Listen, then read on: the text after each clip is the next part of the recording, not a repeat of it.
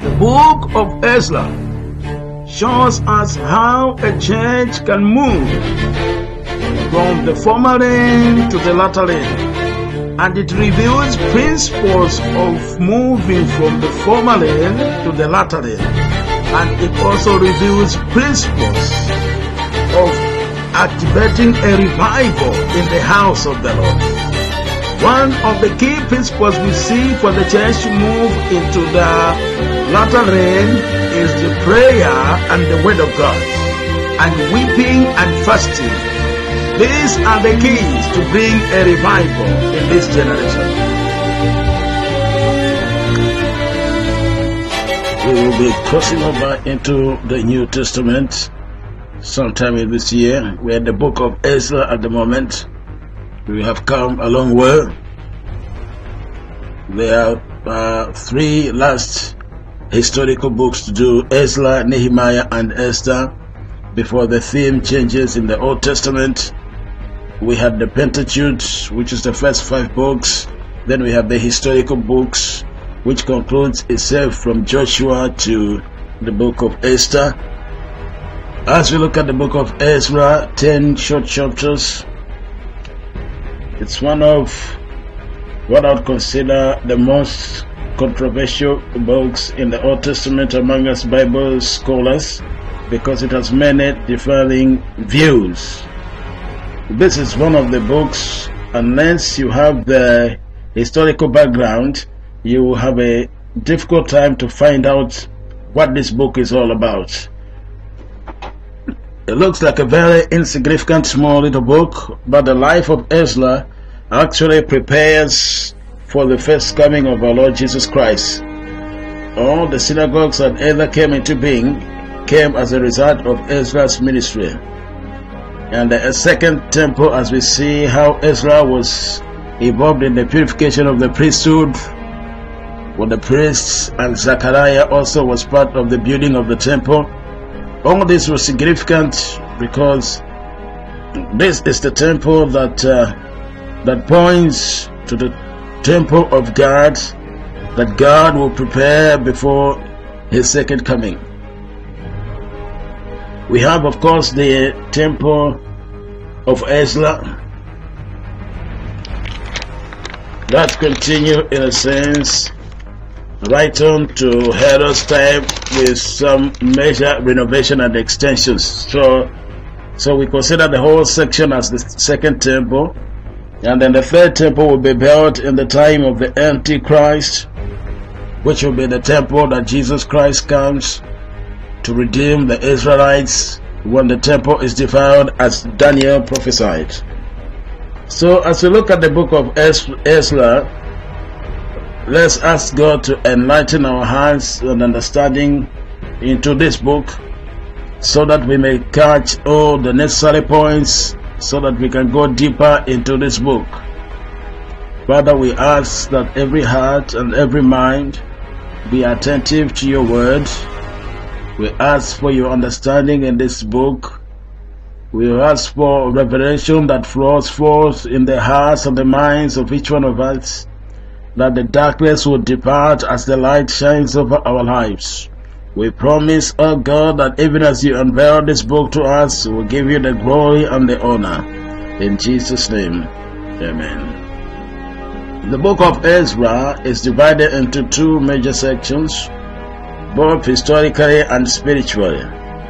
From the book of Ezra chapter 1 to chapter 6, it falls into the first category of the period when the temple was built, mainly under Zerubbabel, which means a descendant of Babylon. So we have the first 6 chapters on one side, and then we have chapter 7 up to chapter 10 on the other side. Between these 2 chapters is a separation of nearly 60 years. So if you don't have the historical background and you just read through, you will think it follows one after another. Apparently, Ezra is the one who did 1st Chronicles, 2nd Chronicles, and Ezra. He is the one who was responsible, putting together what we call the canon of the Old Testament. The canon means the accepted books of the Old Testament by scholars at synagogues and the Jews. As we all realize that the apocryphal books, which means books that are not really accepted as the revelation of God. We have in the Bible here 39 Old Testament books, and Ezra was the one who was credited for bringing together these 39 books. In the New Testament we have 27 books, and we realize that we have a New Testament canon. A canon is a grouping together of books that the early church considered as the true and genuine, authentic and inspired by God. There would be, of course, a lot of apocryphal books. If you like reading widely in church history, there are some Bibles printed by other denominations like the Jerusalem Bible version. I have read all the apocryphal books that I've laid my hands on, just to find out why it was not in, just for curiosity. I have read also some New Testament apocryphal books, and I have found out why they didn't put them in. It was very difficult to divide the genuine and the eyewitnesses that could bear witness to the originality of those books and inspired writers.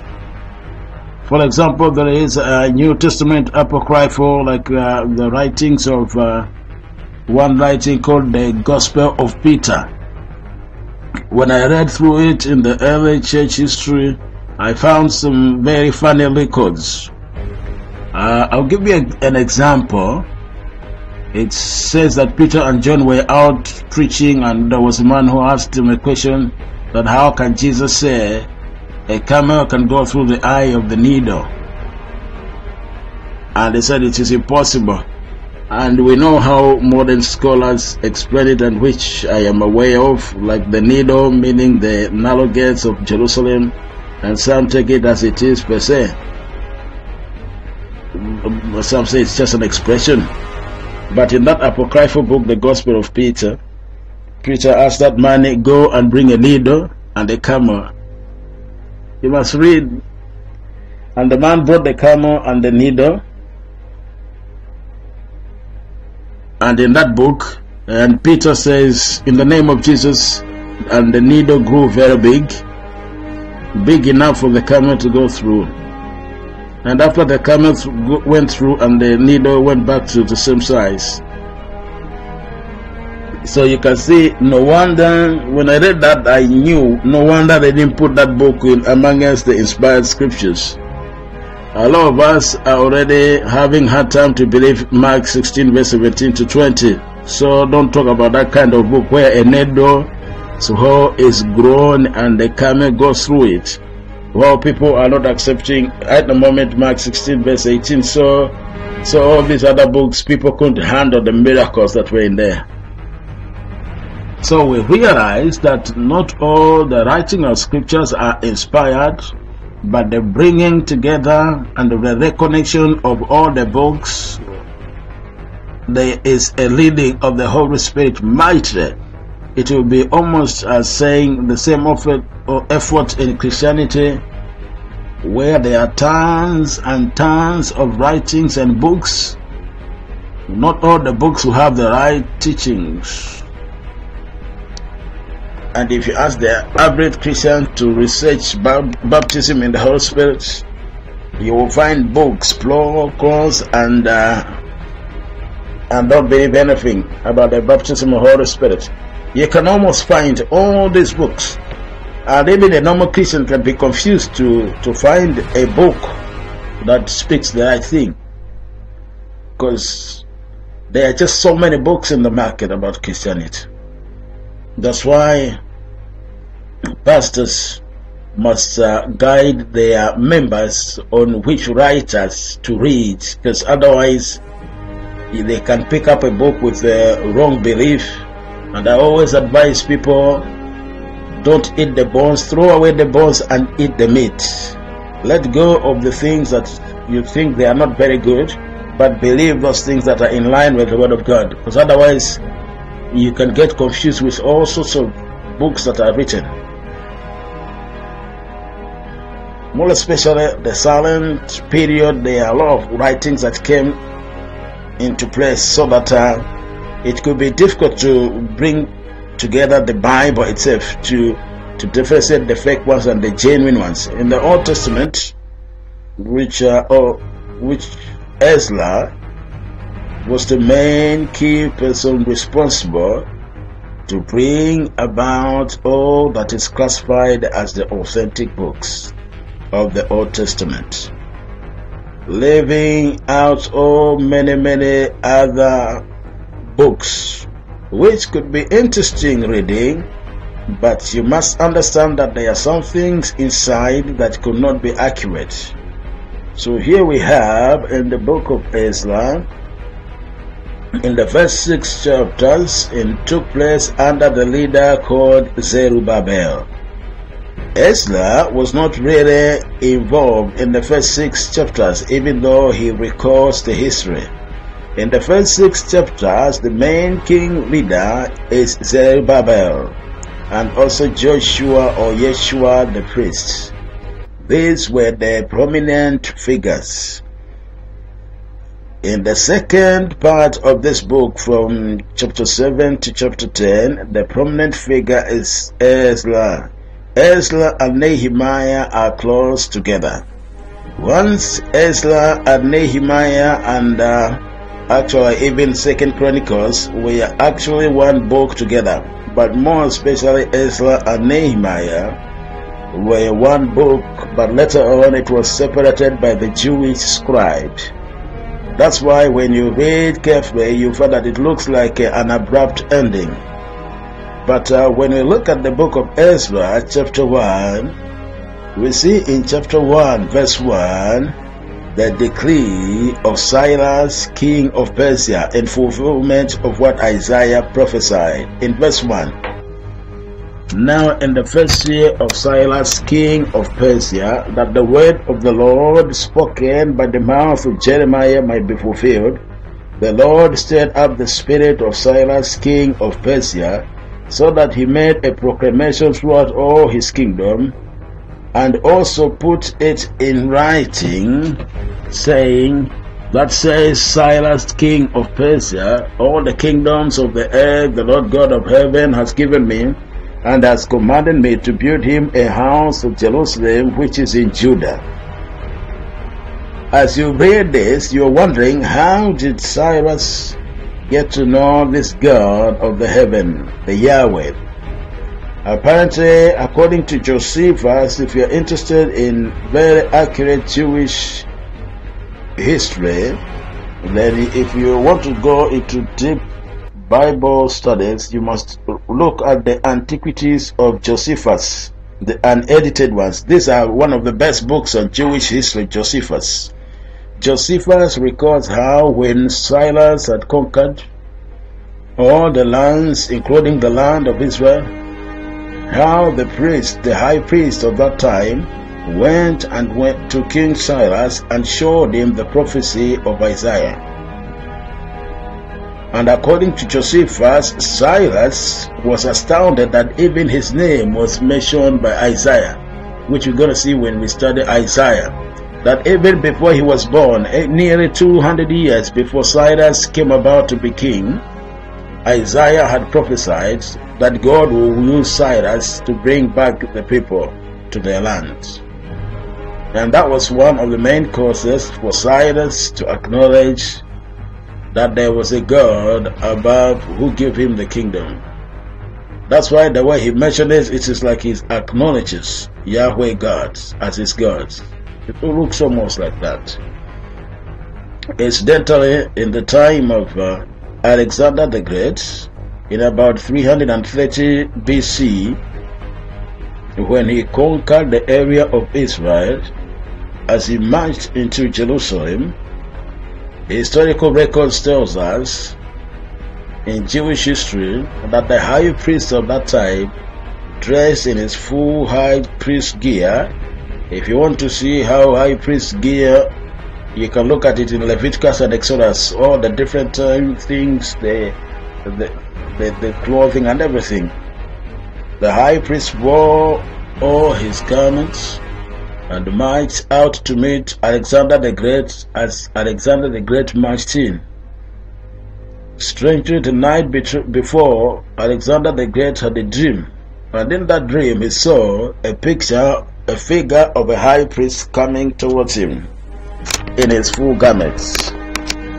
And he could imagine his shock and surprise when Alexander the Great marched in, and there was this man also marching towards him. And what happened is that when this high priest came, the high priest came with a scroll and the scripture that showed him the prophecy of Daniel. Very powerful things. That's why I like reading a lot of things. It's important to have all this understanding. They help you to understand some of the things. It's just a shame that most Christians don't like reading things about the Bible. They like reading novels and other things. But if we were people who were reading all these things, we'll have a better understanding of these things. So when Alexander the Great saw that prophecy, apparently it struck him that he did not destroy the city, but just took control of it. So these are powerful historical events that I personally believe took place based on the accuracy of the Jewish records and Jewish history. And you can find traces here and there. Any skeptic who wants to go further, you can go ahead and do as much research as you can. There used to be a skeptic who did not believe that Jesus Christ was a real person. So he believed that if he could disprove the reality of Jesus as a historical figure, he would disprove Christianity. So this skeptic did every record that he could find in secular history.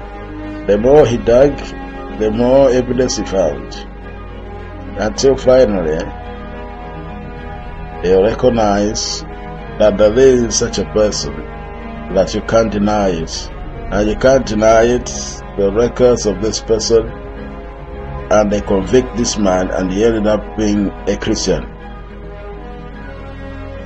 So you see, the more you discover the true historical evidence, the more you realize that God has been in control of the situations through prophecies. That you can see the hand of the Lord in every step of the children of Israel. Some of the prophecies have been spoken a long time ago. But you find that when you read the Bible, you find that the fulfillment of those prophecies accurately.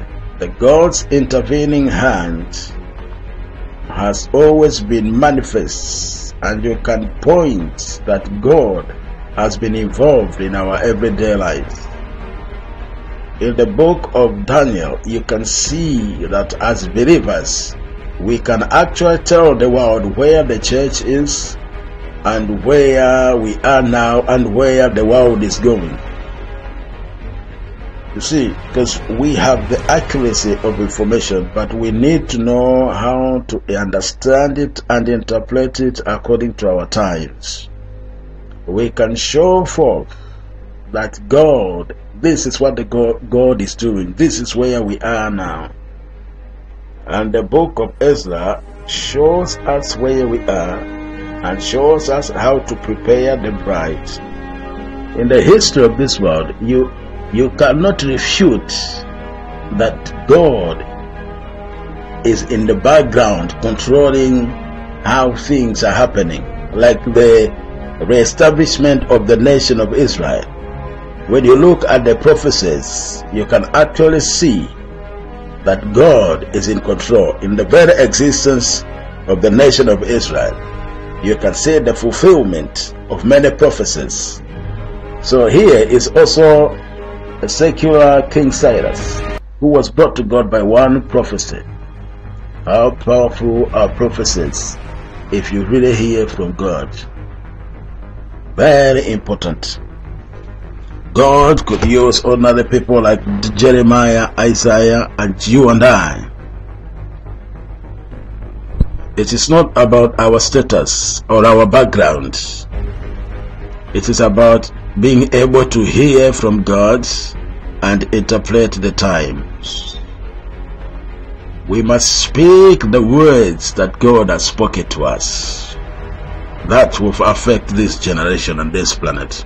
In the book of Ezra chapter 1 verse 1, the timing for the decree of Cyrus is something that almost all scholars of all the commentaries that I have read, about 90% agree on the exact precise date, which is something surprising, because a lot of scholars normally they are more clever in dividing the books than uniting the book, because most scholars they know how to split hairs on issues in the Bible.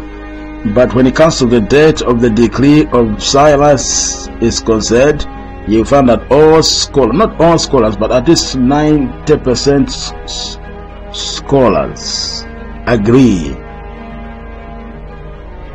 And that's the date you might want to understand. It is 536 BC. That date is very important because it relates to the prophecies of Jeremiah. In Ezra chapter 1 verse 1 says, in quoting Jeremiah, about the 70 years Israel will be under the bondage of Babylon before they are freed again to their own land. But if you trace back 70 years from 536 BC, you will have 606 BC. 606 BC.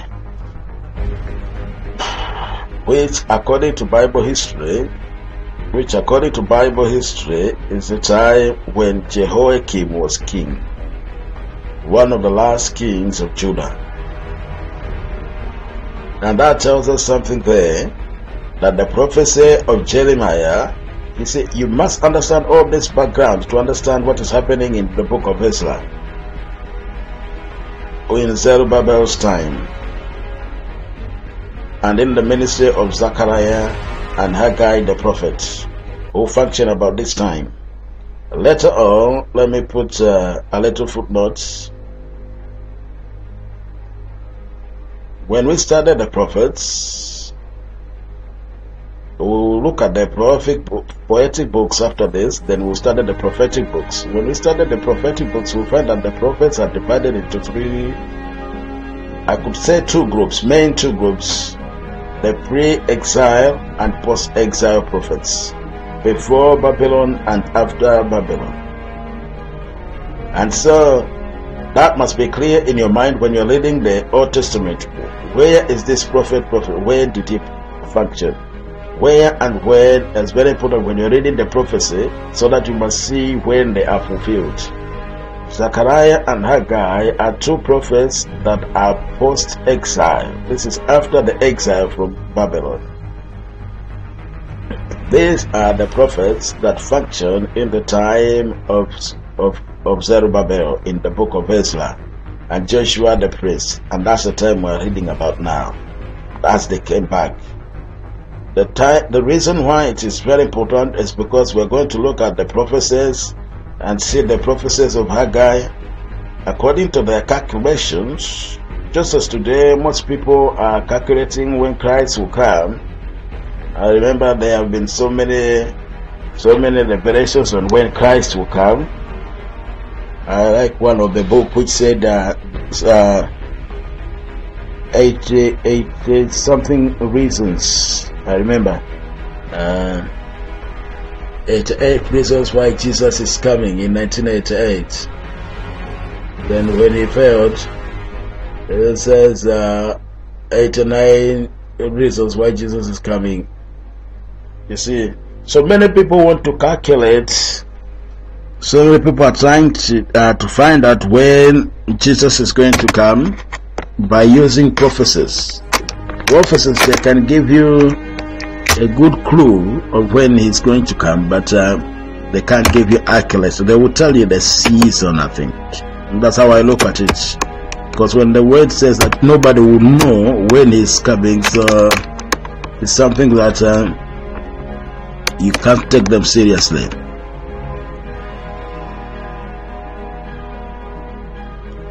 Because these people base their prophecies on the year 2000 AD, and he counts backwards 7 years, which, except that our AD is also not very accurate. So there are so many flaws in people's calculations on when Jesus is coming and all these things. So when you examine the foundations of all these people that prophesy when Jesus is coming, you find that because their foundation is wrong, their calculations will be wrong. So there are so many prophets that will try to tell you when Jesus is coming, but the Bible says no man knows the date, we only know the season. But that doesn't make you so comfortable and say, okay, so I can still pray around. Jesus is going to delay. But what we are saying is we must speak what the Bible says. We must live a prepared life as if the Lord is coming anytime. But also we don't have to motivate people by fear, by telling them Jesus is coming, this is. We prefer that people must understand and believe and walk in what they believe accurately, not by causing people to obey by fear. So the reason why we are looking at these dates is because they had the dates problem in their time. They had a lot of people calculating Jeremiah's 70-year prophecy.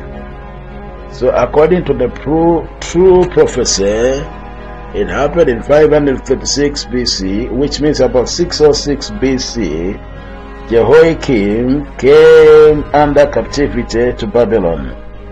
Interestingly enough, it took exactly 70 years. Jeremiah was precise right to the year and the time. Of course, we know from the book of Daniel, which we'll study later, we have two interpretations or aspects of 70 years. One is the literal fulfillment, which is happening in Jewish time. The other one is eschatological time, which is 70 weeks of years. That's stretching it further to Jesus coming. So that's the other fulfillment. But the literal fulfillment of 70 years is in Ezra chapter 1 verse 1.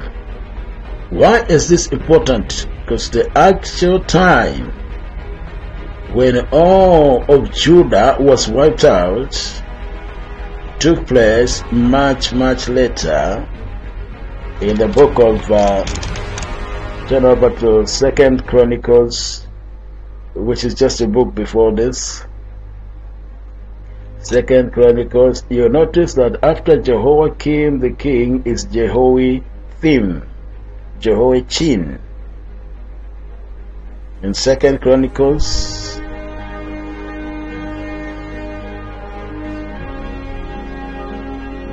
and chapter 56, the last chapter, verse 5, Jehoiakim reigned.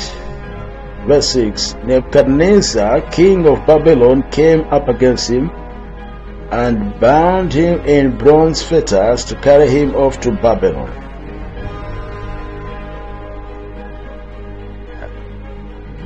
So he set up a king called Jehoiachin, took over from him.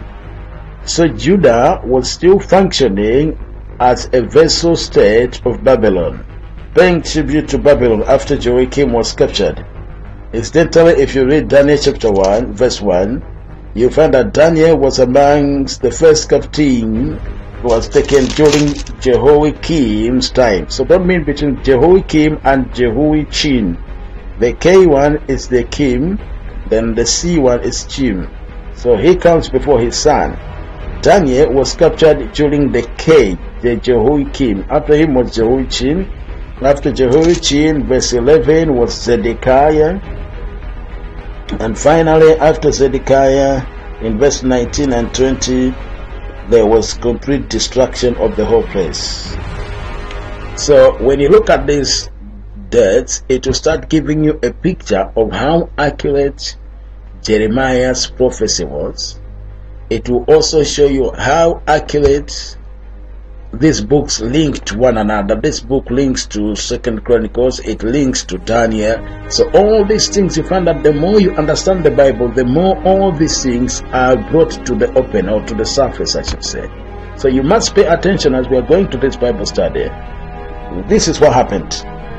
Some of the scholars in the time of Zechariah, in the time of Haggai, Zerubbabel, interpreted the 70 years as beginning from 2nd Chronicles chapter 36 verse 19 onwards, 17 to 20.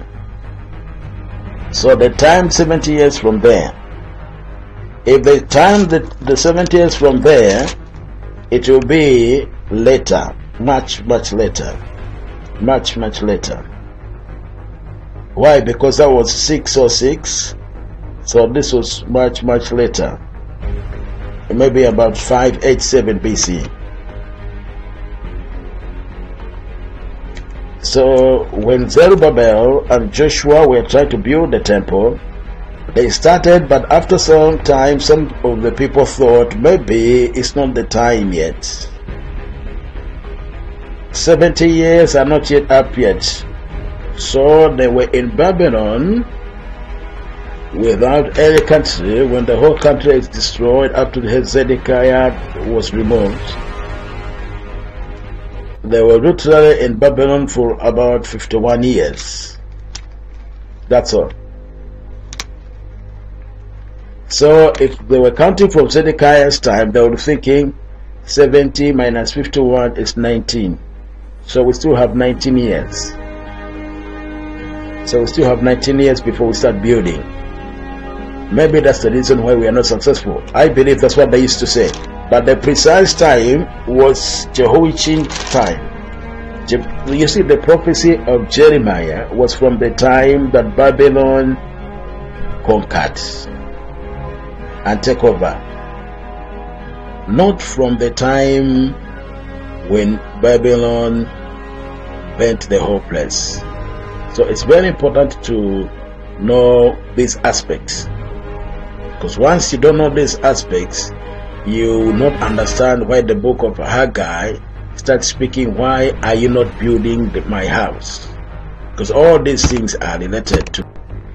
We will approach and follow the historical view first, then we'll give the spiritual interpretation for us to go further. Because if you have to study this book by yourself to search the historical background, it's going to be very confusing. Because this book has got one of the most differing amongst the scholars. So I will get the summary first, then we'll look into the spiritual aspect of it.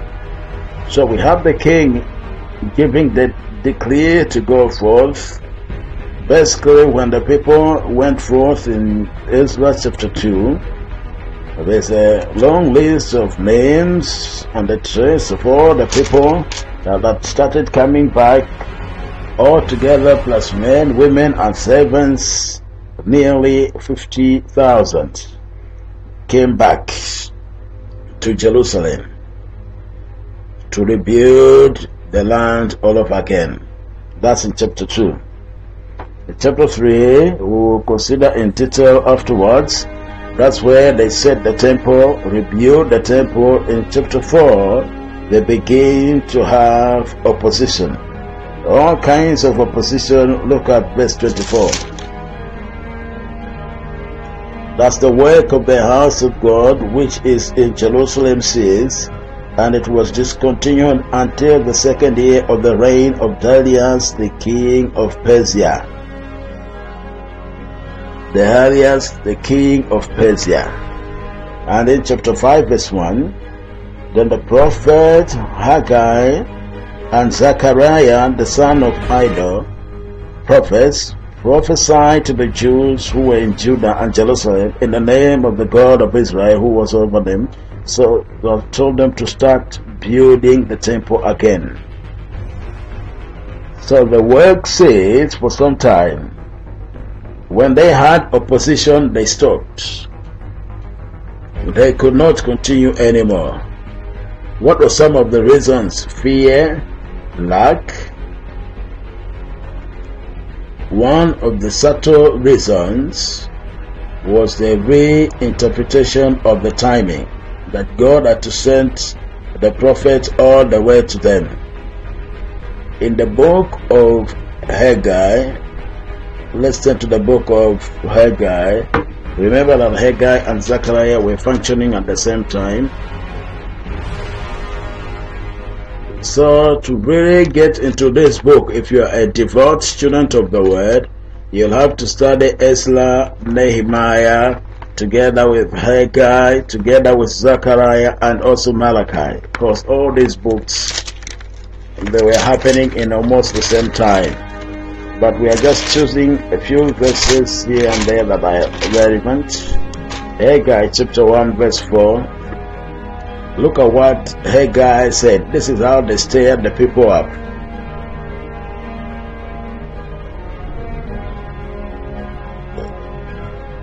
Verse 2 to 4. That says the Lord of hosts. When the house of the work of the house ceased in chapter 4:24, it took prophet to come and say this to them. It says, that speaks the Lord of hosts. The people says, the time has not come. Why do they say the time has not come? Because they are timing Jeremiah 70 years from Zedekiah, which is about 587 BC, instead of timing it from 606 BC. So a lot of the people are saying, why the reason we are not able to finish is because we started early. This is not the time to build the temple. The 70 years prophecy of Jeremiah is not yet fulfilled. So it depended on their point of reference. It depended also on the interpretation of the prophecy. But it took a prophet, Haggai, to come and say, the people say it is not yet time, but the Lord says this is the time. This is the time that the Lord's house to be built is now.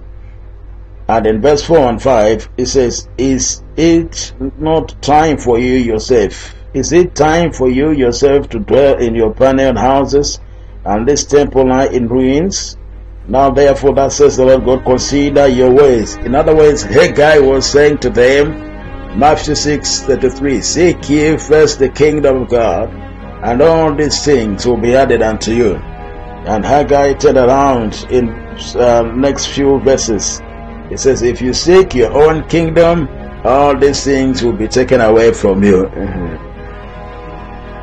That was literally what he was saying. He said, you plant and you sow, and you never get anything. You earn your money, you put it in a bank, and the bank is full of holes. You don't see the results upon the work because you are seeking thy own kingdom instead of seeking the kingdom of God, which is disastrous. So with that understanding, the people were quickly inspired again.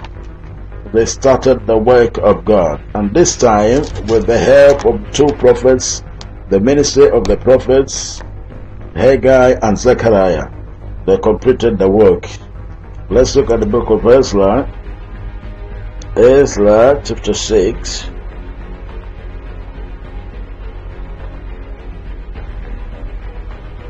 Ezra chapter 6. Verse 15. Now the temple was finished on the 3rd day of the month of Adar, which was in the 6th year of the reign of King Darius. King Darius.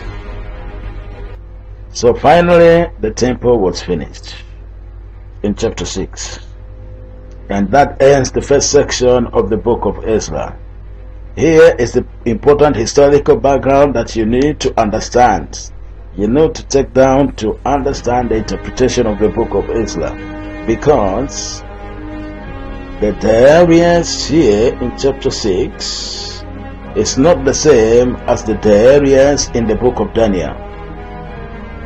There are 3 Darius, 2 Xerxes, 3 Artaxerxes, and if you include the second and third king, you'll have 4 Artaxerxes and 2 Ahasuerus and 1 Cyrus.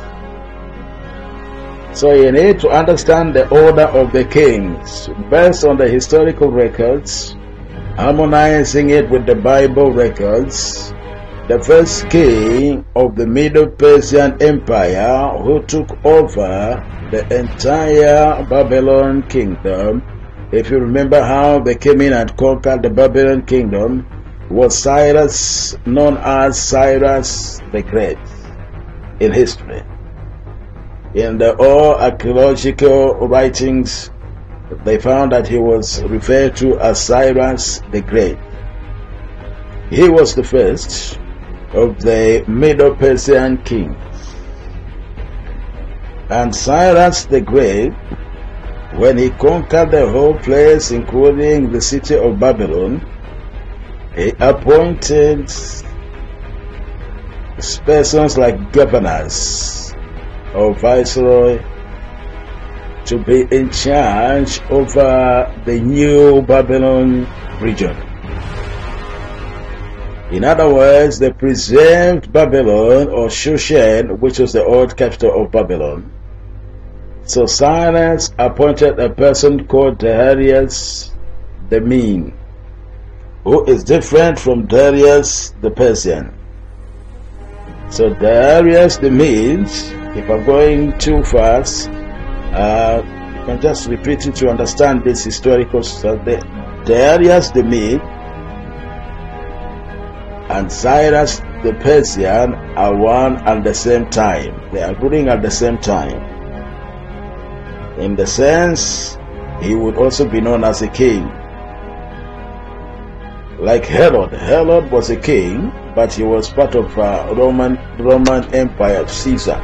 So he was called King Herod while he was under Julius. So Darius the Mede also had the kingly authority over the new Babylon region. So he reigned together with Cyrus, but he was under Cyrus the Persian. You must understand these things.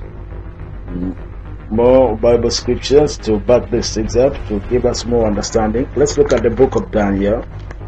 We're talking about the first king. We are only at the first king. In the book of Daniel,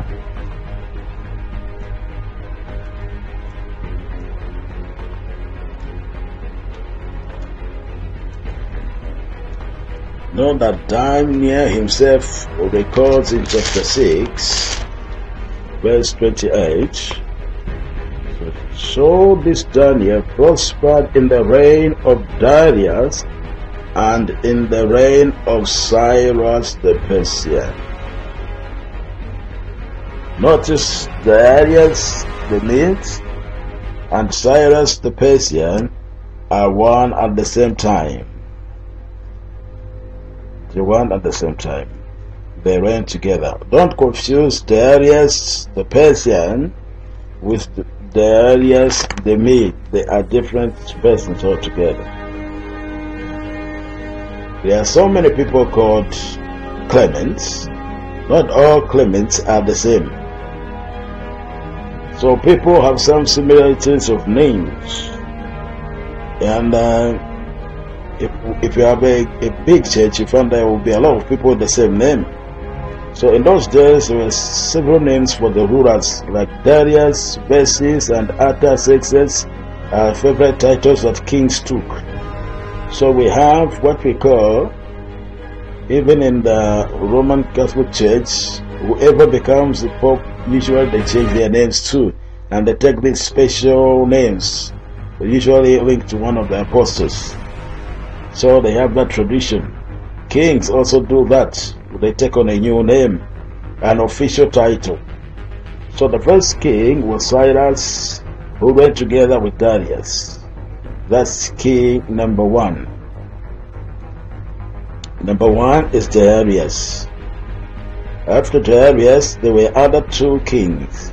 And history, if you are a researcher in history records the next 2 kings after Cyrus as Cambyses and Gautama. So king number 2 is Cambyses, and king number 3 is Gautama. Now the Bible doesn't refer to them as Cambyses or Gautama. If you research the Bible and compare kings' names, you find that even the priest names, sometimes they are recorded slightly different, even the names of the people. One more secular king. So the second king that came after Cyrus is known as Ahasuerus. That's the king that is referred in Ezra chapter 6. Why are we giving you all this? These are important to understand the book of Ezra, the book of Nehemiah, and the book of Esther. 3 books. So the information we're giving is for all these 3 books together. Chapter 6 in chapter 4. Let's look at chapter 4 then. Verse 6.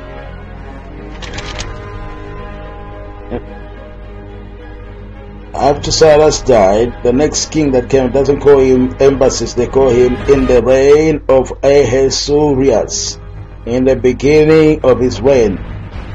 This Ahasuerus is also known as Cambyses in secular history. He was king number 2, and he is not, I repeat, he is not the same king as the one in the book of Esther, who is also called Ahasuerus. That's now serious confusion. And a lot of scholars, and there are few commentaries that I've checked out, they have put the same, because they have the same name, they tie them together.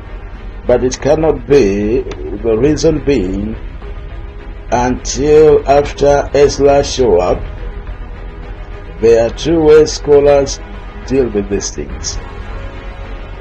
The first thing is that some scholars take Ahasuerus to be the same as the one in the book of Ezra. They have a big problem. The problem is that the feast of Esther, which should have taken place in Darius' time, is never mentioned. And secondly, it doesn't tie up with Josephus' record and other records that are present, because the feast of Esther comes up much later. So because of that problem, it is not one of the major views for scholars. The second view, which is also not too comfortable, is that they interpret chapter 4 by saying actually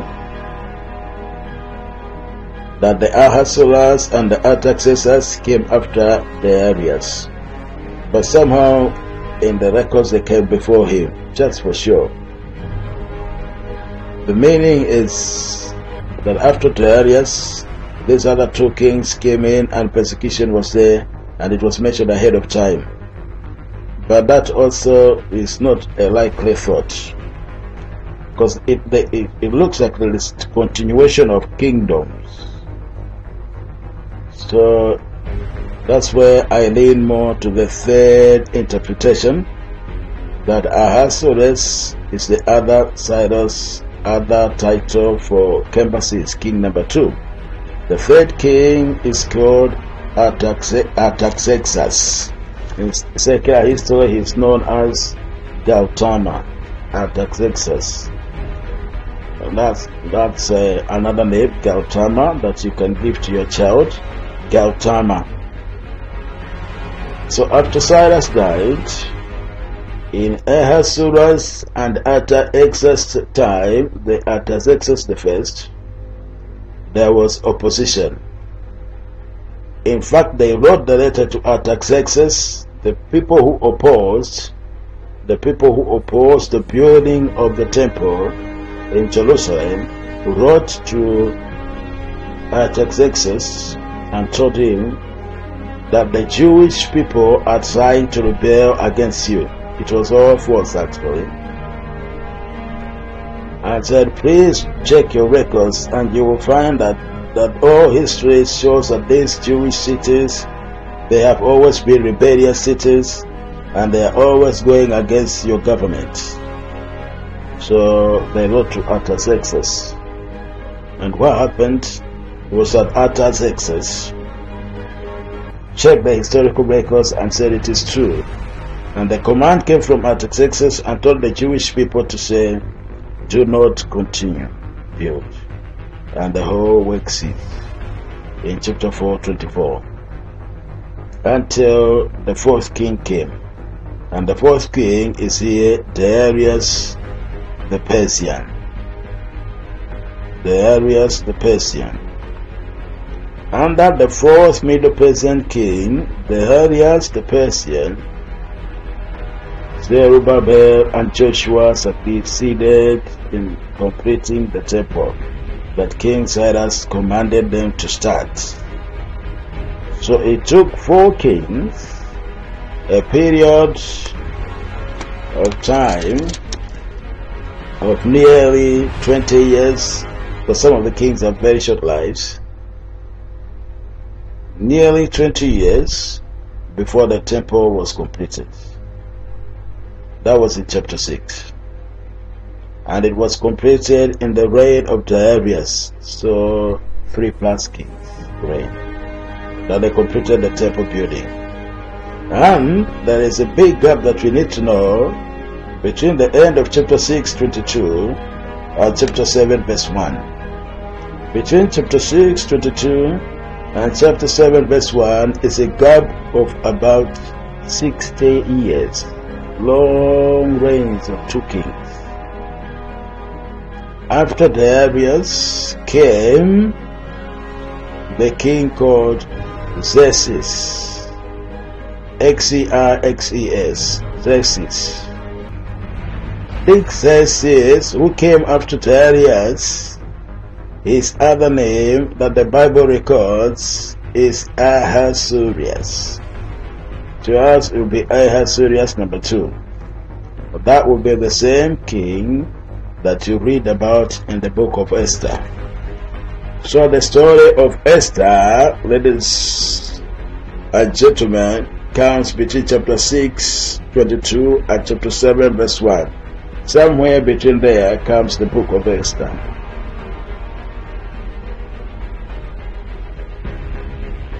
After the story of Esther and the reign of the king Xerxes and Ahasuerus, as we call him, comes forth another king, and this other king is what is known as Darius. Again, so this is Darius number 3 now.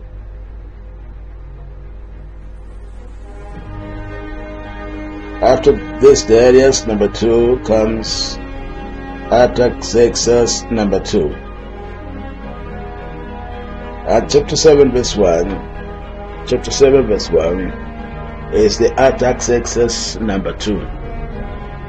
Which means chapter 7 verse 1, this Artaxerxes king of Persia was 2 kings after Esther's king.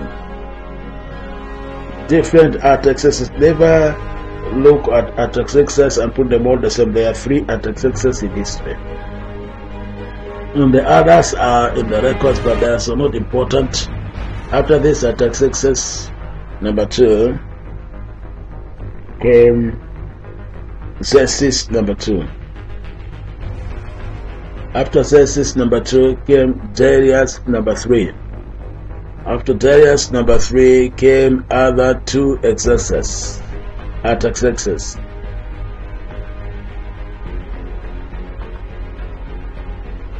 Which is number 2 or number 3 Artaxerxes.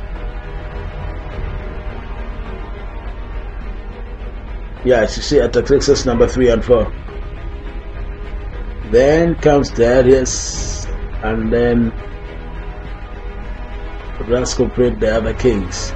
But what is important for us in this study is this, that we could place where each story occurs. This chapter 7 verse 1, the Artaxerxes that we read about in chapter 7 verse 1, is the same Artaxerxes as Nehemiah's Artaxerxes. So we can put the whole story together. Let's just repeat this again. Number 1, Cyrus. He did the story in chapter 1 verse 1.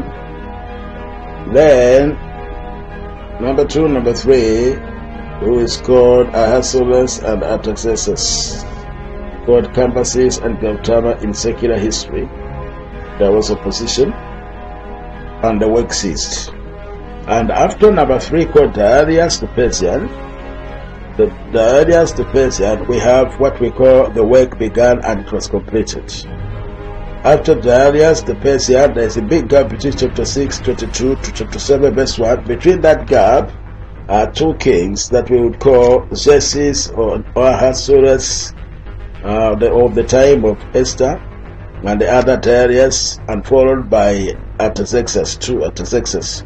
So chapter 7 verse 1 is the next Artaxerxes, 2 kings after Esther, and that Artaxerxes is the same one as Nehemiah's Artaxerxes, except different year.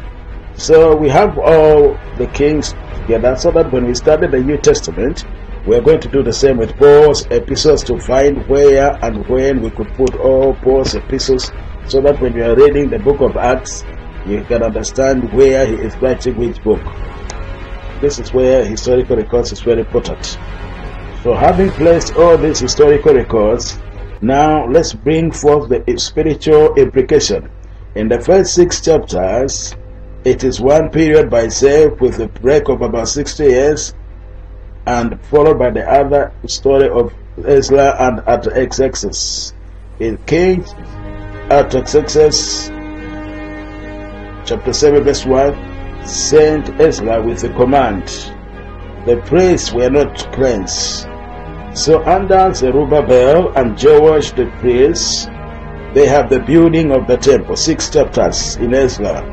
And after Ezra the scribe and the priests, we have the cleansing of the people, the ministers of God, the priests of God. And it so created divides that there is certain spiritual truth that we need to understand that is recorded by the Holy Spirit. These 2 periods speak about the former rain and the latter rain, which we all look forward to in what is coming forth in the last days. In prophetic significance, the former rain speak about the beginning of the revival in the book of Acts, and the latter rain speaks of primarily of the last day revival. Of course, we know that the last day revival includes the former rain and the latter rain together. And what's important for us is this, that looking at the story of Ezra, we realize here that what Ezra did and what Zerubbabel did and Joshua did prepares the great temple right on to the renovation in Herod's temple and his contributions there, making it bigger and the expansion and modernized. That's why it is called Herod's temple. But the work prepares for Jesus' first coming.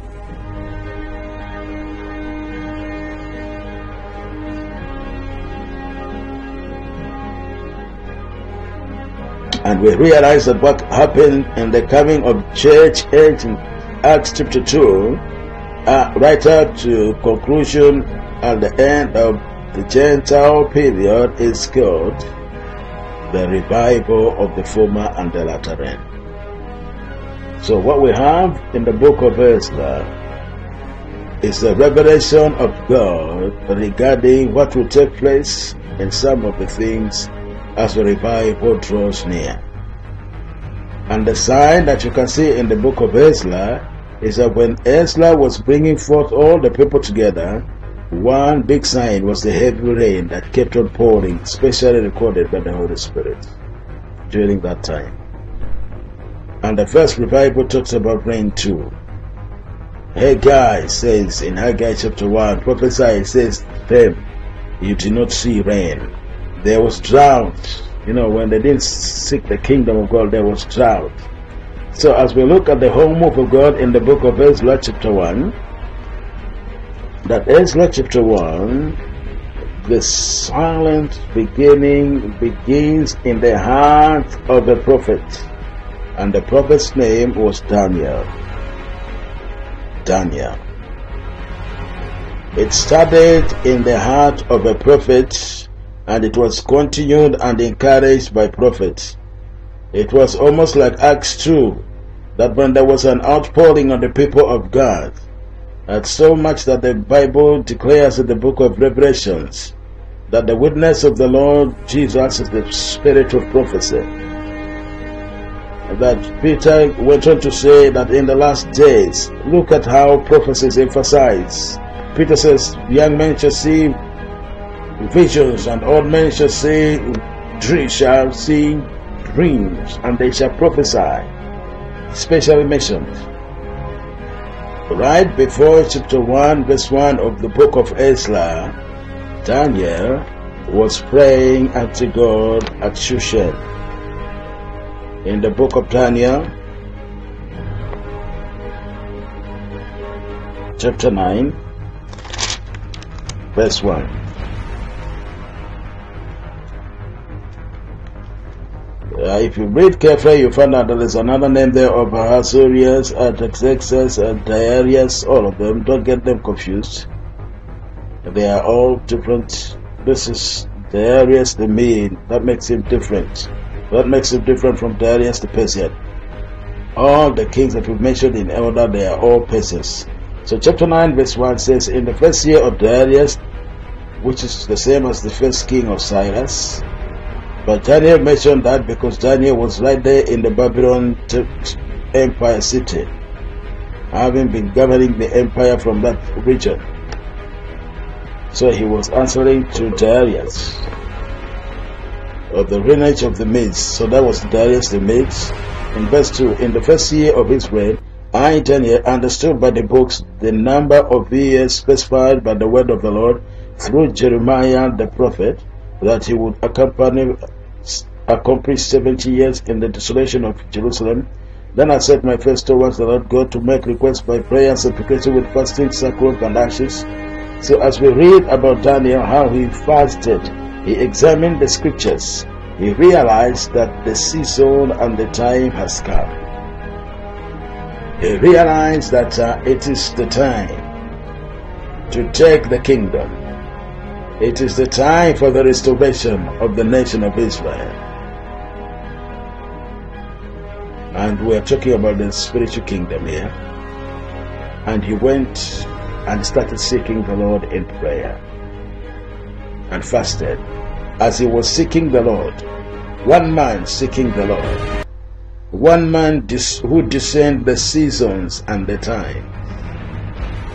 When he started seeking the Lord, God was working behind the scenes.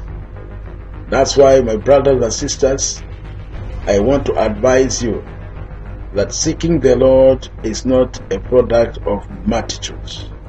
Daniel, by himself, decided to seek the Lord when he saw the prophecy, that the season for the prophecy has come. He fasted and prayed before God, and he paid the price. And God stirred the spirit of Cyrus. Cyrus may have been shown the prophecy of Isaiah. It had been on the back of his mind all the time. But he took the prayer of Daniel and the fasting. Then the spirit of Cyrus was stirred. That the time is right. There was a stirring. When Daniel saw nothing happen, he prayed and fasted, and there was a stirring. My friends, is that what the book of Acts the same way? On the day of Pentecost, when the day of Pentecost was fully come, Jesus said, don't you leave Jerusalem, in Luke 24. Tarry in Jerusalem until the Holy Ghost comes upon you. So there is a time dispensation of God And Jesus knew that this is the fullness of time. And he said, remain there. And when the day of Pentecost had fully come, in God's perfect timing, the Holy Spirit came down to usher in a new dispensation. The church age has begun in Acts chapter 2. So the truths of the latter rain are this. We need to discern our times and our seasons. And we need to seek God when we realize the nearness and the fulfillment of it. In other words, do not neglect the prophecies that has been uttered, both in this book and by men and women of God who have lived in this church age, who have prophesied over our times. Why is it so important? Let me point to you in the book of Timothy.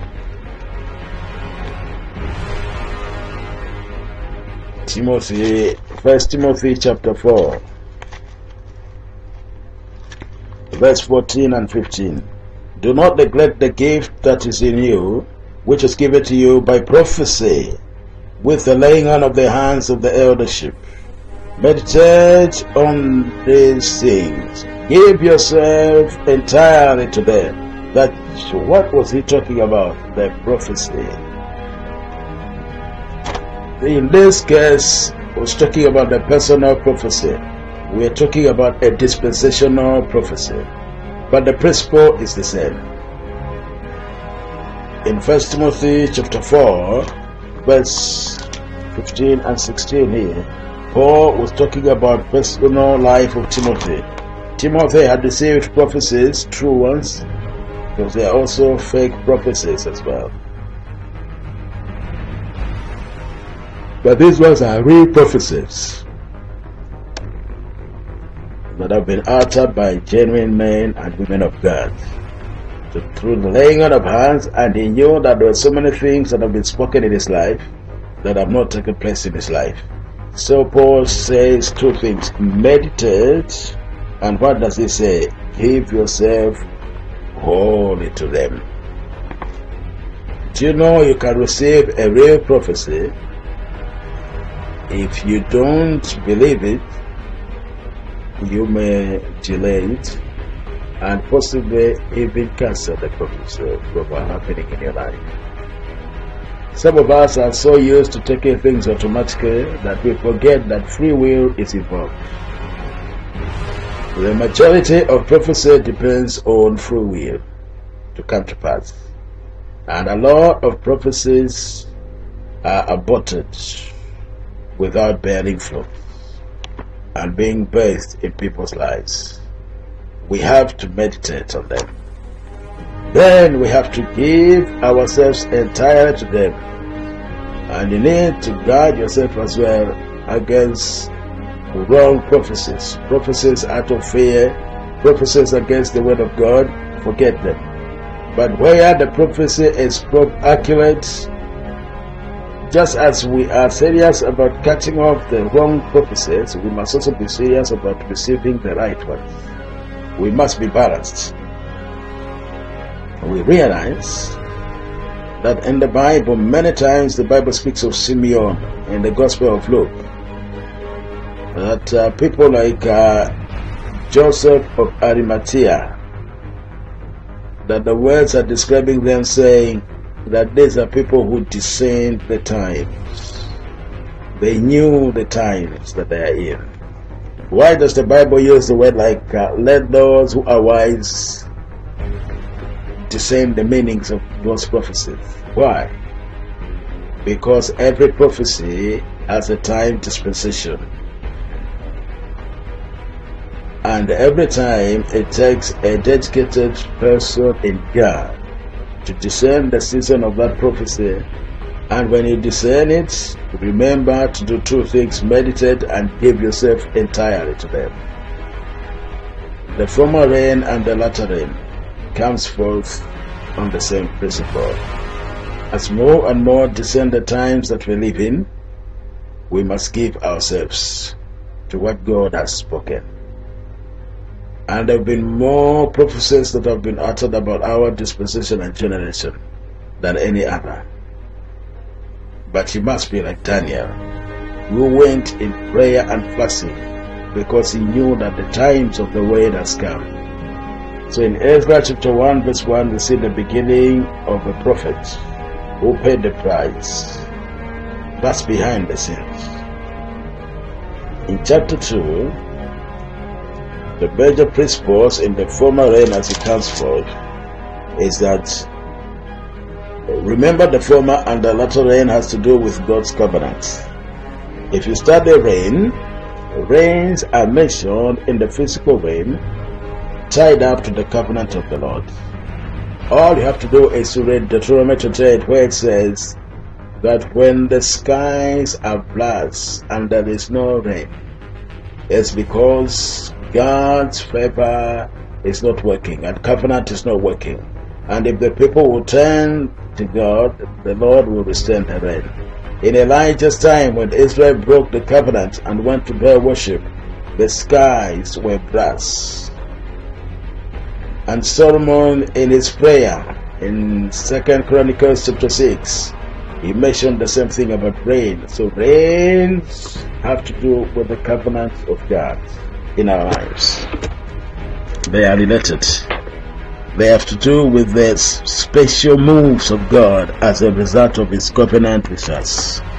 Fire is the acceptance and the seal of the covenant. Rain is the important part of the covenant. That's why in Zechariah chapter 12, where it says in verse 1, in the days of the latter rain, ask for rain, and the Lord will show great lightnings. You don't have lightnings without the clouds. And usually, but always, it's accompanied by rain. All tied up together. So what happens here is a restoration of the covenant with God. And we have to read the covenant prophecies that God has said about our dispensation. It's amazing that in the times of Elijah and Elisha, although a few were healed of leprosy, the covenant of healing was for all of Israel. But yet so few received it. So we need to remember the prophecies and giving ourselves to them, and by which waging a warfare. Chapter 2 is very important because when we speak of a covenant, we are speaking of surrender. No surrender, no covenant. A covenant is not a 50% proposition. It's a 100% and 100% proposition. You cannot keep back some of the things and call it a covenant. That would be a contract. But when it comes to covenant, it demands everything in your life. Now, chapter 2, when the people started coming back to God, being restored to their land, we see here in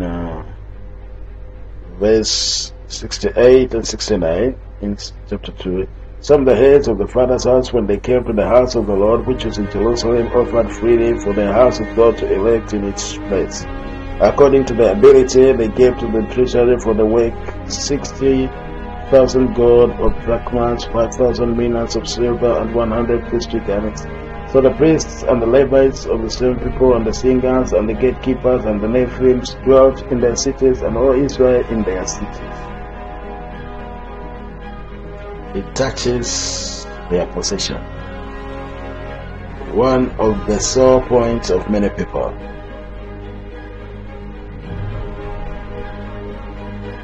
When you make a covenant to God, God doesn't ask for your possession, just for your possession or anything. He asks for you, your heart. But in both giving your heart, you find that you also surrender all that you have. You can't give God your heart and fail to give God what you have. And that's why they started to bring And these days were very poor because they were just coming back from captivity. Because they were born, most of these people were born in captivity. So for them it was like first time.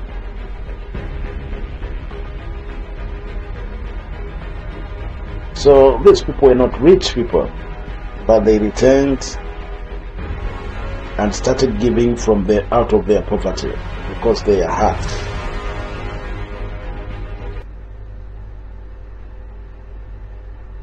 When you give your heart to God, you will find that naturally you will give your things. That's why you find that the law of the tithe is tied up to the covenant revelation. The Bible never says give your tithe. It says bring your tithe. Because tithe is not part of giving. Tithe, you bring it because it doesn't belong to you at all.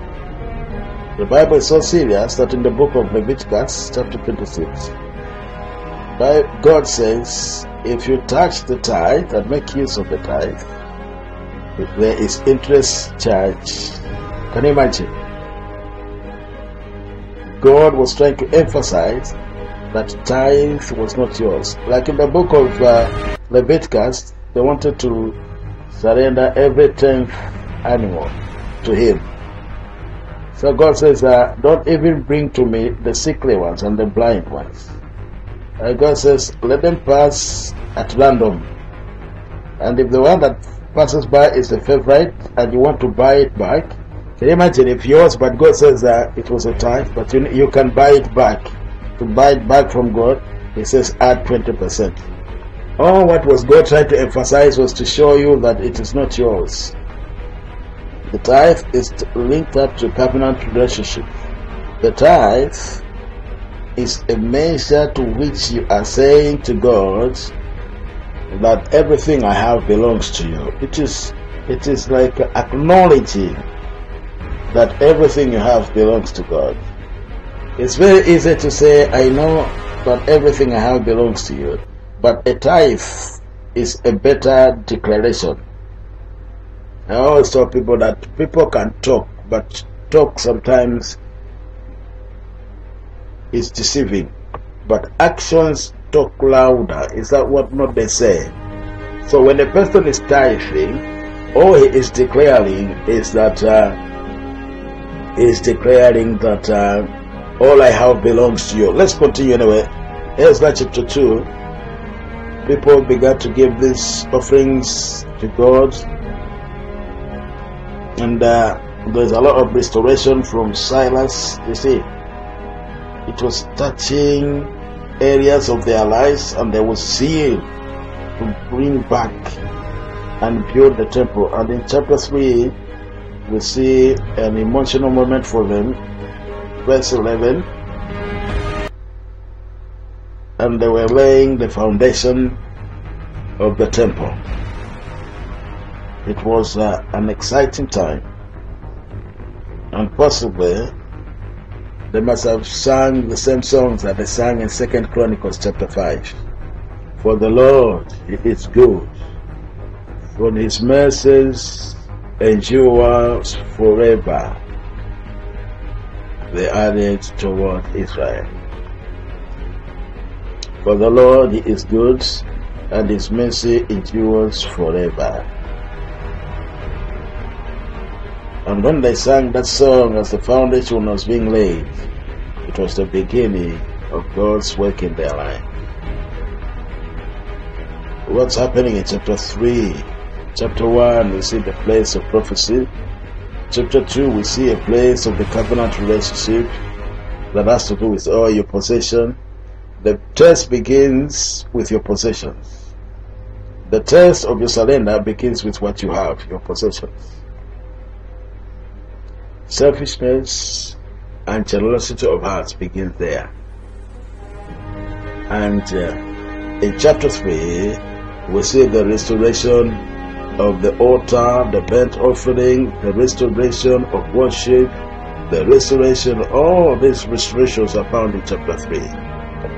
We will teach on restorations in the future, and all those are just former rain. All these are just former rain. And some of the old people who were there, who had seen the early temple of Solomon, they wept and they cried. They have never seen those things before. And as I said, it's one thing to begin, it's another thing to finish. It's one thing to start a work, it's another thing to finish. It's one thing to start this Bible studies, it's another thing to finish this Bible studies. It's one thing to start prayerful living. It's another thing to live that life forever. It's easy to drop off when you start things. It takes a certain discipline to finish things. To be a good finisher, it takes a certain discipline. That's what the Israelites found out. That between the point of starting and the point of finishing, they had to learn the lesson that every person learns.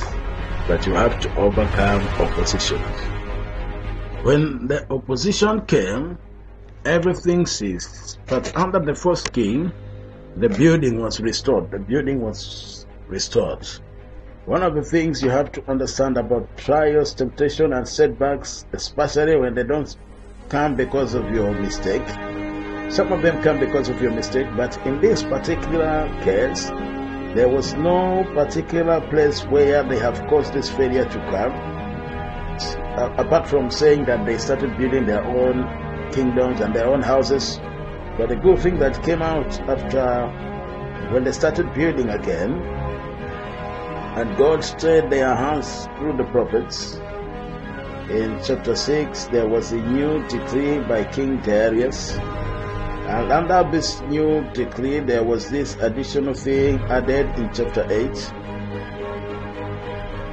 says there, see, when Cyrus told them to return, he gave them whatever they needed and free will offerings. But in chapter 6, at the end of opposition period, in verse 8, it says, moreover, I issue a decree as to what you shall do for the elders of these Jews, for the building of this house of God.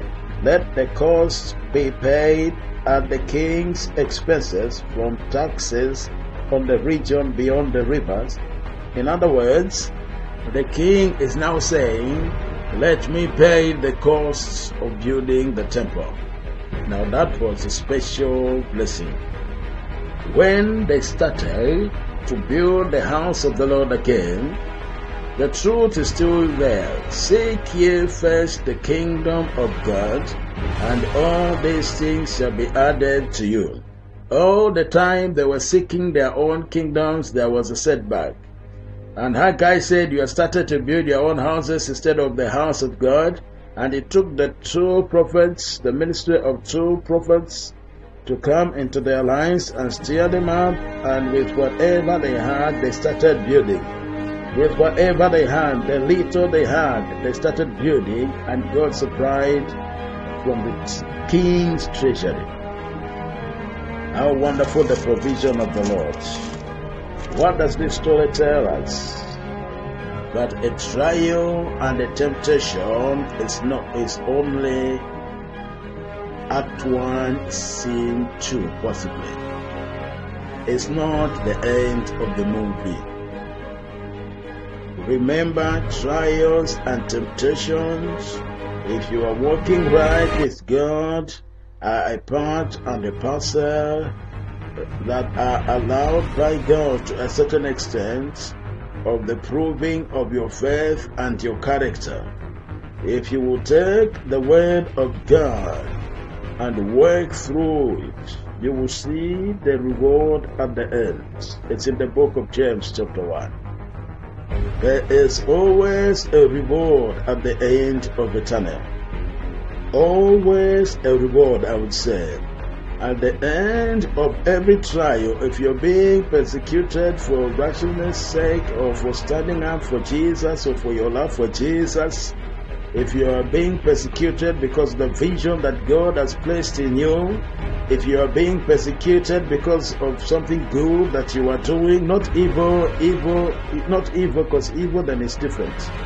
But if you are doing something good and you're walking in righteousness and holiness and the storms are coming your way, remember, something good is going to come out of this thing.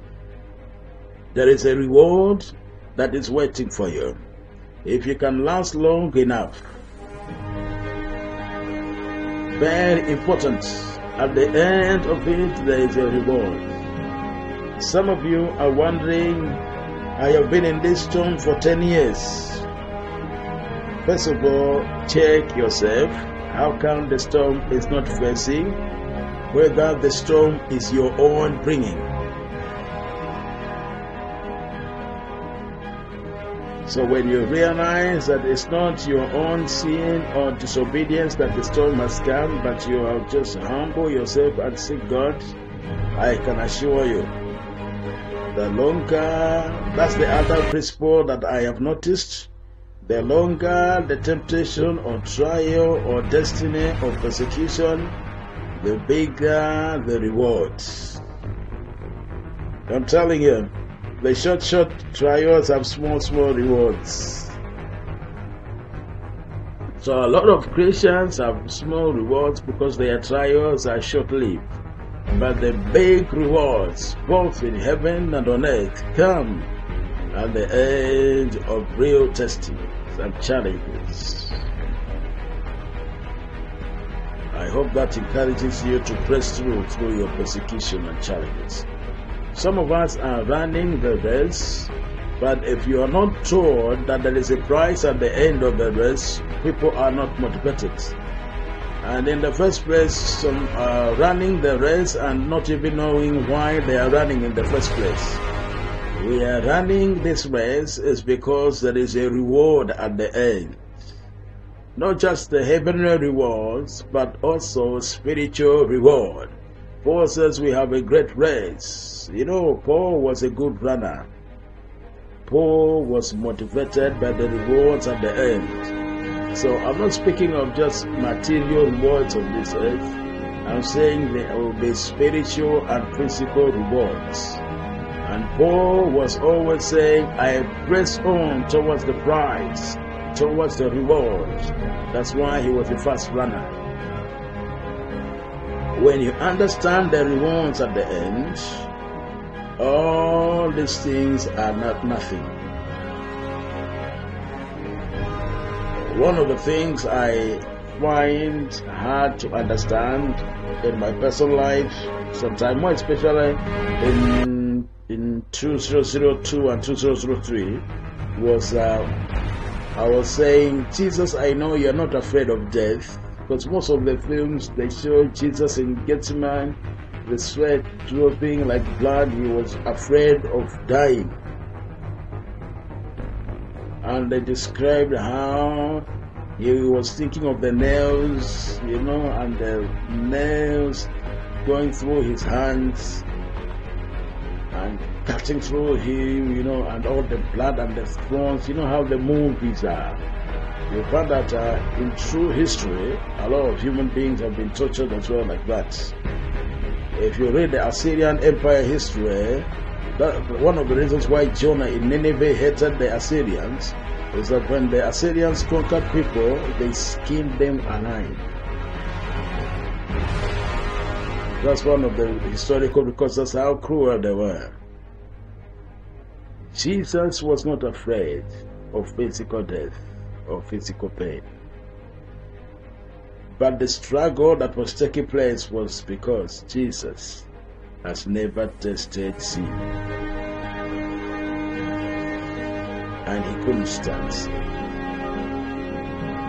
And he was to bear the sins of the whole world and become sin. 2 Corinthians 5:21. So that we could become the righteousness of God. That was something that none of us can comprehend, that Jesus, the holy Jesus, to become sin.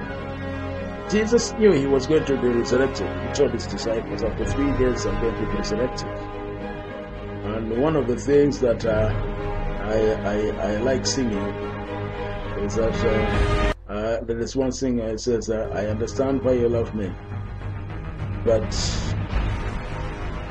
what I didn't understand is how can he love us to that extent, until the Lord started revealing to us, to me, that if you can see what he saw ahead, because my struggle to the Lord was this: I don't think I can honestly die for another person.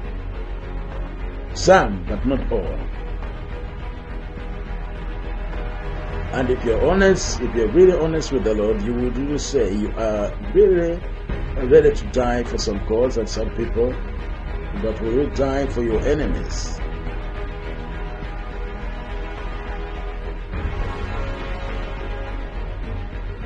Very few can die for their enemies. But Jesus died while we were enemies, Romans chapter 5. And I couldn't comprehend that. And the Lord started revealing to me that if you can see what I could see will take place after I died for you, you will be willing. Immediately I started to understand. If you knew that through your dying, there will be millions that will be saved, 10 billion people that will come to God, will you not do it? You find that you will do it. You can actually volunteer. If your death will cause 10 million people to come to Jesus. Jesus knew ahead of time the results of what he was doing. He knew the rewards. The Bible did say in Hebrews chapter 12 that the Lord saw what was ahead. Then he endured the cross. So remember, you must remember to see the prize. To stand the trials now and see the prize as you go through. In chapter 7 to 10, in the latter rain, the preparation is different. In the latter rain, and partly what we are talking about is the times that we are in. Very peculiarly, we have just gone through the Pentecostal revival of the baptism of the Spirit, the revival of world evangelism, the revival of praise and worship, the revival of the Word of God, the revival of prayer, and the revival of prophecy. And now we have gone to the revival, so close to the revival and the pattern in the book of Ezra. The former rain is being restored. We have not yet tasted the latter rain. What we see in the revivals that are taking place are glimpses of the latter rain. It is not the fullness of the latter rain. What we are seeing now is still the restorations of the former rain. But the latter rain is a preparation to meet the Lord Jesus as the bride. In the book of Ezra chapter 7, Ezra chapter 7, Ezra was sent back by the king, verse 26. Let's find Ezra chapter 7, verse 26. It says on verse 26, whoever will not observe the law of the Lord, and the law of the king, let judgment be executed speedily on him, whether it be death or banishment or confiscation of goods or imprisonment. Blessed be the Lord God of our fathers, who has put such a thing as this in kings' hearts, to beautify the house of the Lord, which is in Jerusalem. This is a different reason, a different theme. In chapter 1 to chapter 6, they are restoring the temple. Everything they have to do with the former rain is restoration. But when you deal with latter rain, it's beautification. The latter end speaks of beautification. The temple was already finished, completed, but Ezra was going to beautify the temple and bring the ultimate perfection to it. All the word beauty is used in many ways today, but the essence of beauty is perfection. What you call beauty today beauty's idea, the idea of beauty today is vague. Even beauty is in the eyes of the beholder. Oh, this vague realization of what the meaning of beauty is. There is a standard of what beauty is in the modern days, but we realize that the essence of beauty is perfection. Perfection. So what is happening in the latter rain is to bring forth perfection. You know, through the Lord, it's not the handsome face, the beautiful face, the beautiful body, the beautiful clothes. As we sing about the beauty, it's worship the Lord in the beauty of His word. There is nothing to do with how you look physically. What is beauty to the Lord? True beauty, that when the Lord looks down and say, He is beautiful, my beloved. It's when you are perfectly like Him. Character, righteousness, holiness. That's the true beauty that the Lord looks for in His bride. Some of you are married, some of you are not married, some of you are engaged to be married. Most of people, whatever you do, you will think your loved one as beautiful at least. You want on your wedding day, go and say, hey, please. Every person looks at his wife as beautiful. So don't you think that the Lord Jesus wants to receive a beautiful bride? Jesus wants to receive a beautiful bride. He doesn't want a bride that comes in all for the wedding in rags, sick and ugly, deformed. No. The Lord wants a beautiful bride. And the church of Jesus Christ is not perfect yet. And one preacher says, one look at the church of Jesus Christ, Jesus will look at the Father and say, can you please postpone the wedding?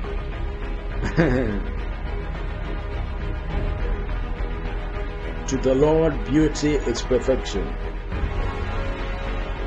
And what are the attributes that bring perfection? After all the other revivals of restoration have taken place, we realize here that there are only two areas that fully bring perfection. The second can be divided into smaller areas: the Word and prayer. I'm talking about in our lives. I'm not talking about what we do. What we do that is beautiful to the Lord is worship. Worship the Lord in the beauty of His holiness. So before you worship the Lord, you must be in the beauty of the holiness. How to get into the beauty of holiness? The Word and prayer. If you look at Ephesians chapter 5, when it talks about the bride in verse 26, that He might sanctify it and cleanse her with the washing of water by the word, that He might present her to Himself a glorious church, not having spot or wrinkle or any such thing, but that it should be holy and without blemish. That's the bride of Jesus. Speaks of scrubbing and cleansing that counts because of the saturation of the word. This is what I believe, that as we go closer to the Lord, more and more we are going to think the word, desire the word, live the word, until we are like Jesus and we become literally the Word made flesh. The Word made flesh. So here, chapter 7, Ezra has a special commission to bring the completion and the reality of the word to God's people in his days. And he succeeded in it. He did it in such a marvelous way. And in chapter 8, in order to come to the word does two things. Before the word unites you to God, the word divides you from the world. That's why chapter 8 and chapter 9,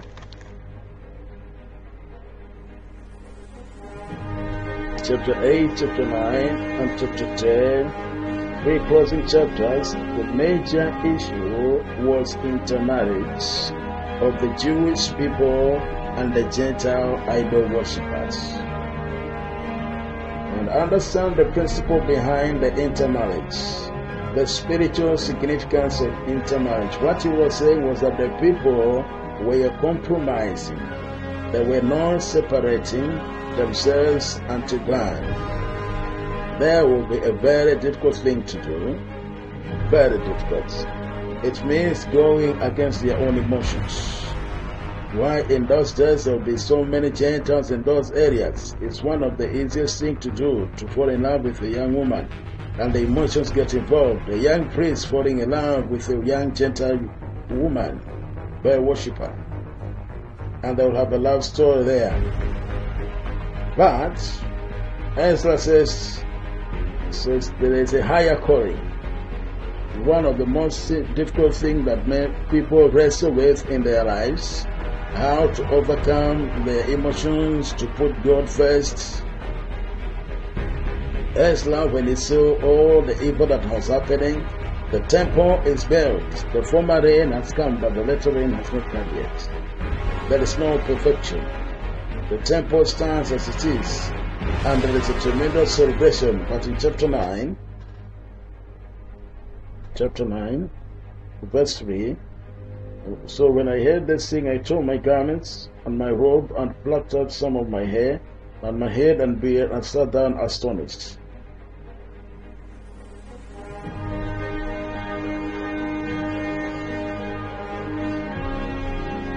This is a very strange way of reacting to the thing.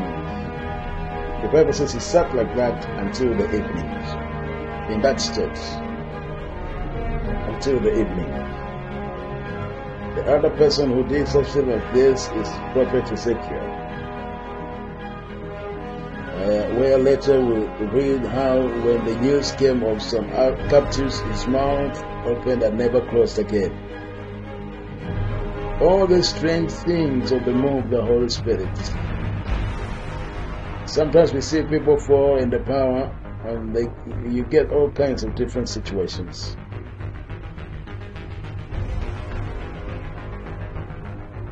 Like that, some people, I remember there was a story of somebody who was stuck by the power of God.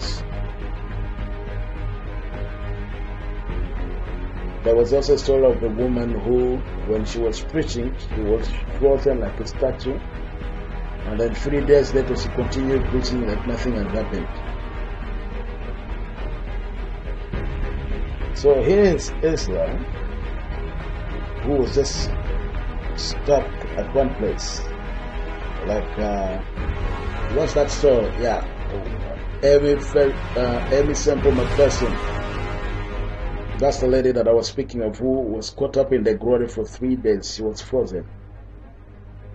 And the rest of the meeting, everybody is just looking at her, and people are gathering because of the strange thing that is happening. Then they tried to move her because it was winter. They tried to move her. Then there are some people that wanted to carry her into a warmer place. They wouldn't lift her up. She was cemented to the stage.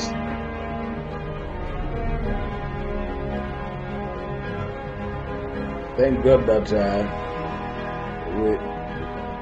we have a lot of technology in these days that you can carry the person with the pulpit, but they couldn't carry that woman. So the news went about, even her eyes went up, and everybody was just coming to see the human statue for 3 days. And after that, the big crowd there, people just looking at her. Suddenly she got out of the glory and she continued speaking. And she seemed not even to notice that the crowd has been bigger now. So possibly the kind of thing happened to Ezra because he was stuck.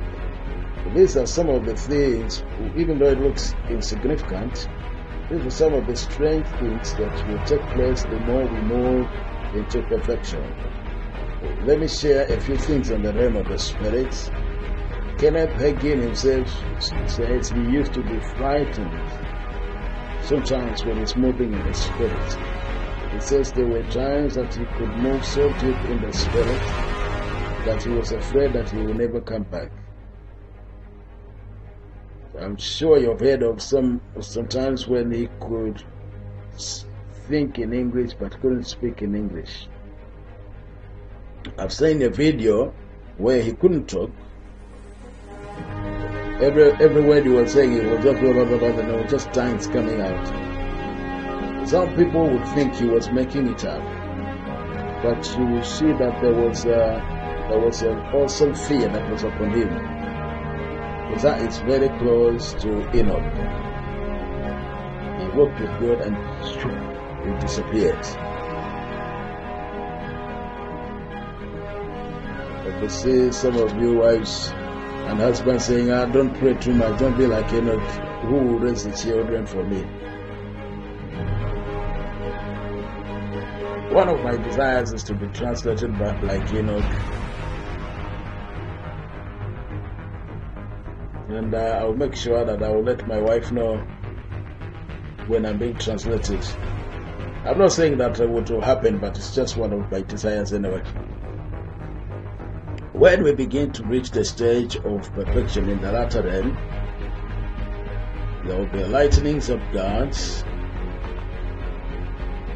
We are seeing majors of it, but there will be all sorts of things like translation in the realm of the Spirit, defining gravity, defining distance, because we'll be so close to that point of the Spirit.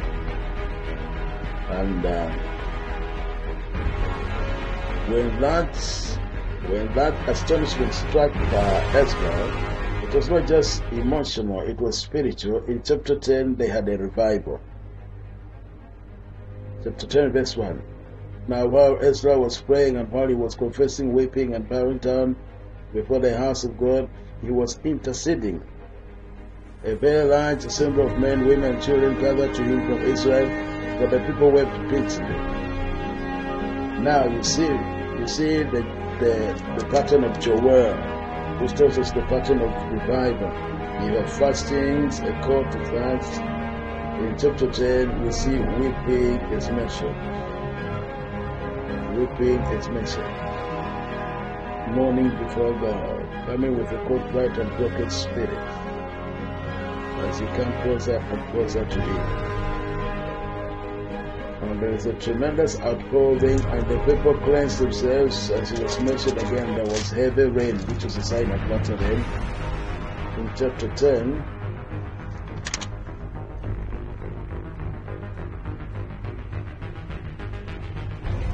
verse 9, so all the men of Judah and Benjamin gathered at Jerusalem within 3 days. It was the 9th month, on the 20th of the month, and all the people sat in the open square of the house of God, trembling because of this matter and because of the heavy rain.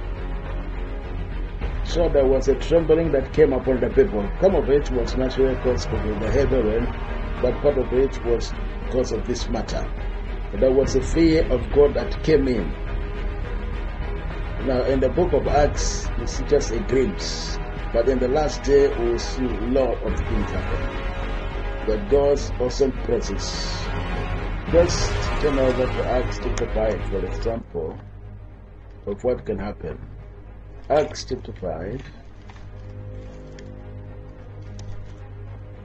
says in verse 5, now through the hands of the apostles many signs and wonders were done amongst the people, and were all in one accord in certain spots, yet none of the rest dared join them, but the people esteemed them highly. Verse 11. So great fear came upon all the church and upon all the head districts. So it was not the wrong kind of fear, but it was the awesomeness of God. The awesomeness of God that needs to come in. There is a fear of God that needs to come in people's life. And the closer we come to the perfection of Jesus, there are two main things that we see in 7 to 10 is the word and prayer. Prayer includes fastings and weeping before God, as God's Spirit leads and burdens says. Those two are what the apostles in Acts 6 says, that they will give themselves to two things, the word and prayer, which I personally believe should be the key to. Instead of burdening themselves with everyday things of this life, instead of burdening themselves with natural responsibilities and running around to organizing, they should give themselves to the word and prayer. Because if they could do that in their own churches and their fellowships and ministries, the people will begin to draw from the greater labor of God in their lives. And the people will be more blessed because of the amount of power and virtue of God upon men of God. That's the responsibility God gives to all readers to fulfill, the word and prayer and fasting before God. And that fulfills Zechariah chapter 12, which God promised, in the day of better rain, you're not going to have it automatically. Look at chapter 12 of Zechariah.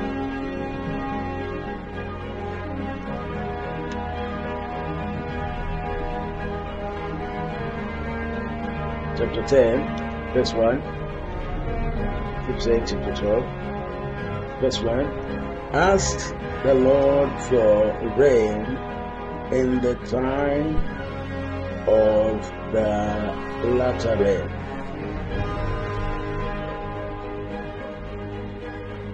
Again, the same format, range principle. You must discern the time. Once you discern the time, you must give yourself to it. And when you give yourself to that rain, chapter 10, verse 1, it says, the Lord will make flashing clouds. He will give them showers of rain, grass in the field for everyone. Speaks of the wave. Flashing clouds, lightning and thundering. Zechariah 10, verse 1. This is the promise that God has in Ezra 7 to 10. But before the rain came, there was separation. And one of the things that in our society are finding hard is separation. There are so many things to do, so many things that are occupying our lives, so many things that are attracting our lives, and we lose sight of the fact that all God wants is our hearts and our times to be alone.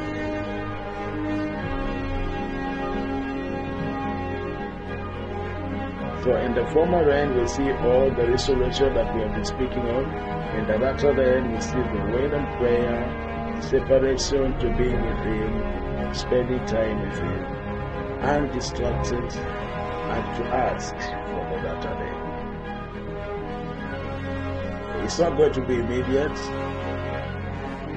God may test our sincerity, but we need to ask for the latter rain. And if you are in the bride of Jesus and you realize that the times that we are living in, let me mention again, we are only still in the ending part of the former rain. I believe we have moved into some elements of latter rain, but we are also finishing the restoration of other areas of the body of Christ. Restoration of the former rain is taking place now. But there will come a time, which is not too far from now, where we'll cross the line from the former rain into the latter rain. Although we realize that the two will fall simultaneously, but it will be in a different season, we will know that this is time to ask for the latter rain. And we must be ready, because a revival will hit this world that will shake most continents. Let's pray. Father God, we just come before you. We acknowledge our dependence on you. We thank you for your revelation and search our hearts, try our hearts, and see if there is any wicked things in us, so that we may humble ourselves before you, separate ourselves from the things that Israel beset us from the rest that you have caused us to learn. Father, let clarity and understanding come before us in our heart of the times that we are in. In Jesus' mighty name. This is Pastor Clement from Powerhouse International in United Kingdom. Our Facebook page is Powerhouse International Church. Thank you so much. God bless. Bye.